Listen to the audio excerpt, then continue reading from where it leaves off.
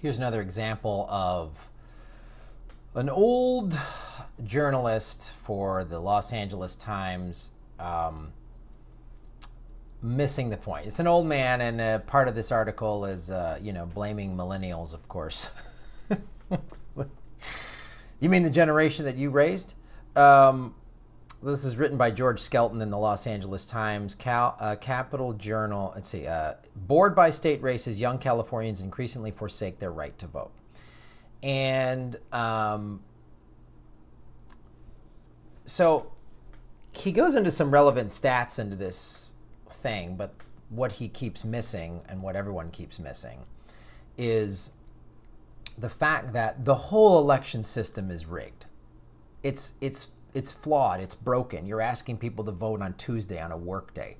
I know people from Australia and the UK and other industrialized nations, and they're like, "What? You vote on a work day?" And so also the slam against millennials is so, it just sounds like a crybaby Hillary supporter.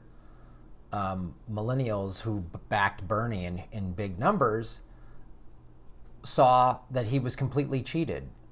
They were watching MSNBC, and MSNBC saying, "Oh, the Burn Bros are throwing chairs and they're violent," and then that was shown that was a lie. That didn't happen. They saw the super delegates give their votes to a pro-banking warmonger, and then we're like, the whole thing's rigged. They saw it rigged against them, and then you're wondering why they don't want to participate. The problem with this, there's very little stuff in this article about,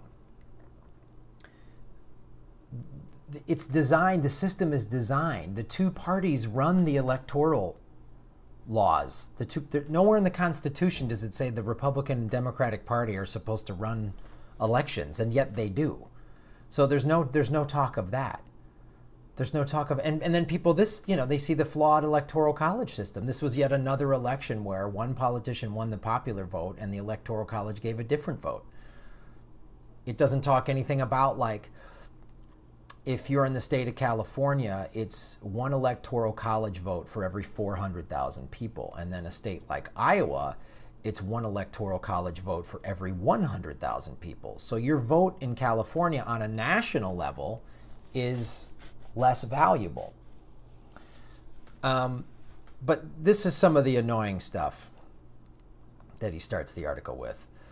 This isn't going to be a long finger-wagging lecture. If someone thinks that voting is a drag or meaningless, that's fine. Go play with your iPhone. Go fuck yourself, old man. I'll vote for you. The more who don't vote, the more potent my ballot becomes. See? You just said and you just explained that's what they want. They want old white guys to vote. George Skelton. They don't want anyone else to vote. They don't want the young to vote. But some of the statistics here that he does bring up is very interesting. Because let me break down that. Here's the latest U.S. Census breakdown for the state of California. 38.8% of the state of California is Latino. 37.8% are whites. So they're almost the same amount. Asians are 14%. Blacks are 5.6%, right? But according to Paul Mitchell, who heads Political Data, Inc., of California's 19.5 million registered voters, 25% are Latino, 9.4% are Asian, and 61% are white. So there you go. And where does that come from? And this article goes into some of this stuff is valid in that that if you don't grow up in a house where your parents are actively voting, that's not instilled in you then to go out and vote, which is that is a valid point. And the the Secretary of the State of California, Alex Padilla, whose parents were Mexican immigrants, he was in college, but in 1994, there was this very racist measure in California, ballot measure 187, that it wanted to eliminate public services, schooling, and hospitals for anybody that was an illegal immigrant. It was just flat out racist, and it was wrong. So that's what got Alex Padilla involved.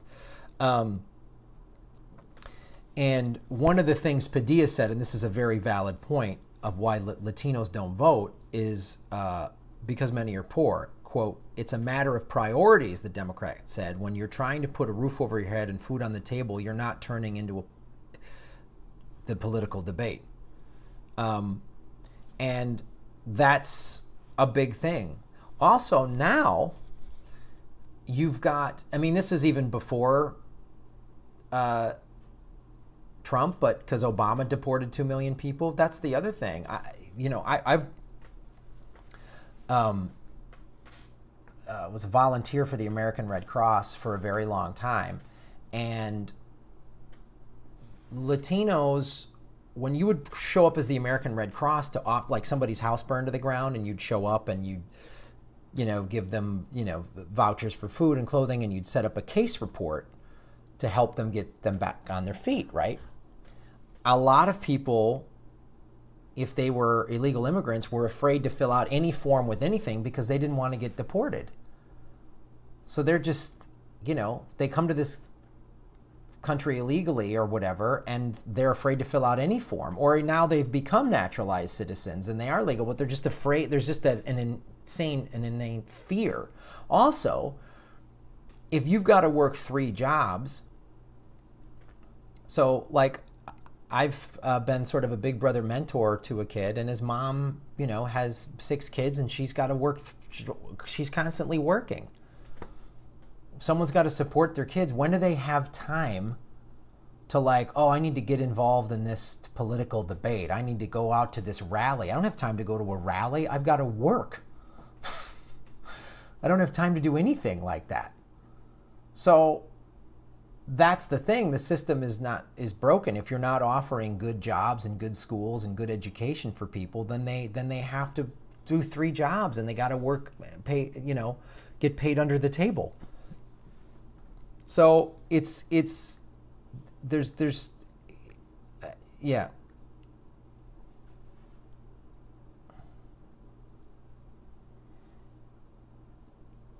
And this type of, again, this is a rich white guy who has been a journalist for an establishment, the Los Angeles Times, for for many years, is my guess. And also, let me read the last paragraph of his op-ed piece. "One thing to keep in perspective during this national birthday party: the only people allowed to vote after the original July 4th were white male property owners. We've come far, even if too many Americans shrug off it off." So it's misspelling. You have a misspelling here, losangelestimes.com. But that arrogance misses the point. You are born into, my guess is this writer was born into at least a middle class or upper middle class family. He had access to good schools. Obviously, he went to college to get a journalism degree, although he didn't know how to use spell check, where he added shrug off it off.